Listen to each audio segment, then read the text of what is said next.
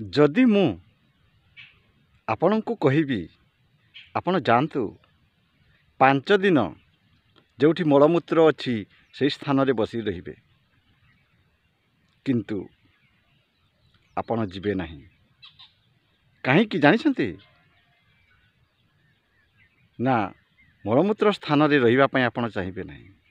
किंतु आपण एतिकी जानिबा दरकार आपण 10 मास 10 दिन गर्भरे थिबा समय रे मलमूत्र स्थान रे ही थिले मलमूत्र पाखरे ही आपण 10 मास रही थिले एवं सही समय रे ना सेठारे थिबा अणुजीव माने आपण को बहुत शोषण करती जानिछंती आपण से कुंडरे आ रहिबा पई इच्छा प्रकाश करती नहीं सही समय रे भगवान को हाथ जोड़ी प्रार्थना करती कहती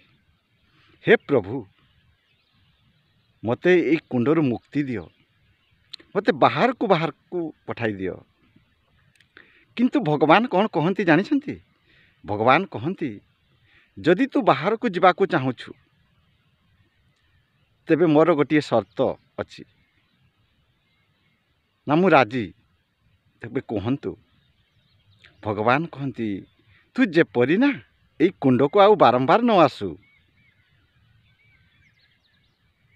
एवं सही समय मु छोट थिबा अवस्था गर्भाशय थिबा समय मध्य मु कही थाए मु आउ ए स्थान को आसीबी नहीं मते बाहर को पठाई दियंतु तापरे आमे जन्म लाभ करे एवं जन्म लाभ कला परे आमे खूब जोरे कांदी थाउ कहीं जानिछंती कहीं जानिछंती आमे खूब जोरे कांदी थाउ ना आम उपरे संसार रो बोझ धन संपत्ति रो बोझ पिता मातांकर बोझ टंका पैसा गाड़ी घोड़ार बोझ पाठ साठर बोझ सबू बोझ आम उपरे लोडिंग होता है एवं आमे खूब जोरे कांदी थाउ जन्म परे तापरे आमे कौन हुए ना भगवान देथिबा कथा को आमे भूली जाए एवं माया रे आमे कबड़ित हो जाऊ माया जाल रे ही फसी जाऊ ए धन मोर ए गाड़ी मोर ए धन संपत्ति मोर ए टंका पैसा मोर एवं से जाल रू आउ मुकुड़ी पारु नहीं तेणु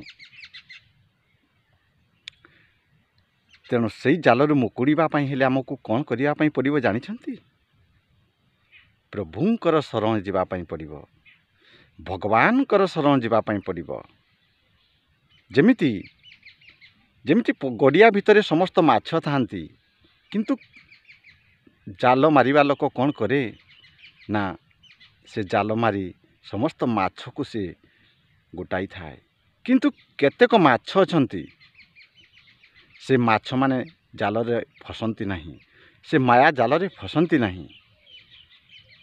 किपरि जानिछंती ना से माछ कौन तार बुद्धि प्रयोग करे जे से जाल रे फसे नहीं कहि पारिबे